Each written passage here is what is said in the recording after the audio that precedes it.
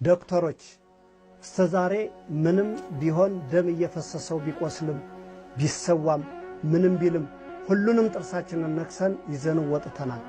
ከዚህ በኋላ ከወንድሞቼ ጋር ማቄን ጨርቄን ሳለም ወጥቼ ልትሞጫፍ የደረሰ ልትፈሳ መዳን የምትችለው ኃይል ህይወት ይሷን ላትረፋት ብለህ የምታስብ ዶክተር ካለህ በራችን ክፍት ነው። አንተን በስነ ስርዓት በእንክብካቤ ይዘን ልጆቻችንን እንድታተርፍልና ጥሪያችንን እንፈልጋለን። ምሁራንም በዚህ ተመሳሳይ መጥተህ ሰለቸኝ ደከመኝ ቆሰም ሞታለሁ ብለህ የማትፈራ ካለህ እኛም ላንተ እንክብካቤም ከለላም አድርገን አመራርነትም ክፍት ነው በርህ መጥተህ ማሰልጠን መምራት ፖለቲካ መገንባት ህዝባችን ፖለቲካ ያስፈልገዋል።